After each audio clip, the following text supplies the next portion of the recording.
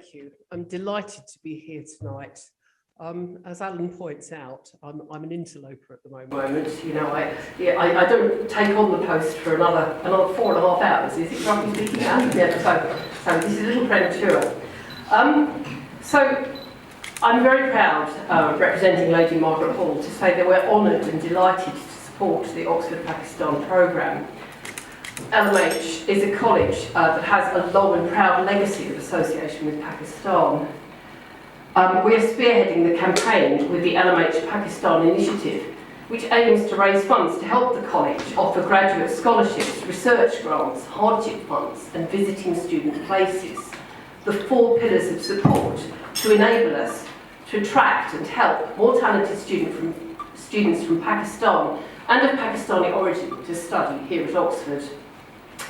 So, I'm going to take a leaf out of Alan's book because I want to tell the story of LMH and Pakistan through describing some photographic images of 3 women associated with LMH. Benazir Bhutto, Malala Yousafzai and Anila Shah. The first 2 names will be familiar to you, the last will not. So, 2 photo portraits of Benazir Bhutto hang side by side in the Dennehy corridor at LMH, thanks to Alan.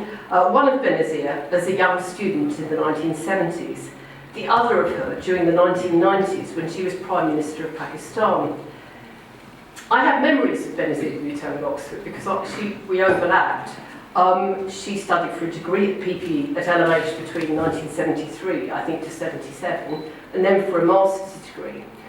So when I arrived as a student in Oxford in 1977, Benazir had made waves by becoming the first Asian woman to become president of the Oxford Union. She then went on, of course, to become both the 11th and the 13th Prime Minister of Pakistan.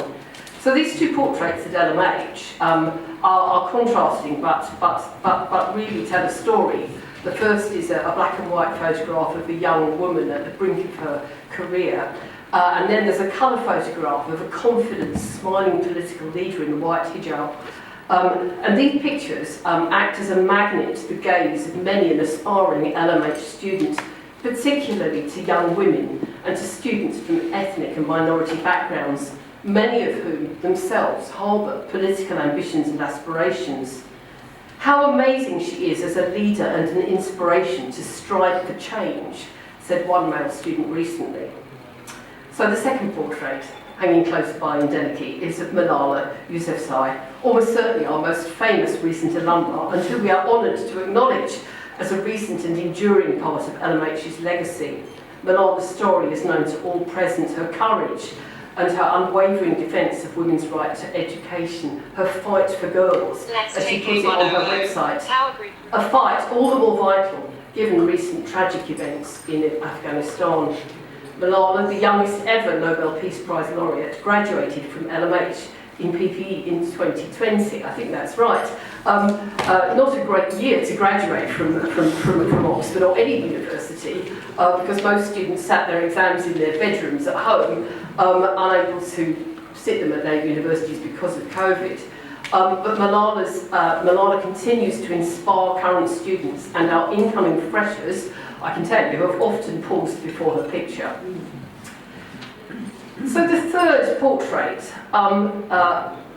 is of a woman called Anila Shah. This will be a girl who is unknown to you, but a woman who is of great significance to this story.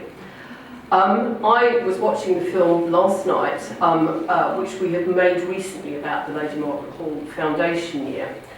The Foundation Year, initiated by Alan, who celebrates his last day as LMH Principal today, his last hours in fact, offers a unique opportunity for talented students from disadvantaged backgrounds to access Oxford by giving them a fully funded year of university preparation to help them bridge the gap. All come from low socio-economic backgrounds, many from different cultures and different ethnic backgrounds. So one of these, interviewed in the film, Anila Shah, born in Slough, has a family who came from a small rural village in the Kashmir area. And in this marvellous film, she explains how LMH raised the expectations of her family with no background of education beyond school.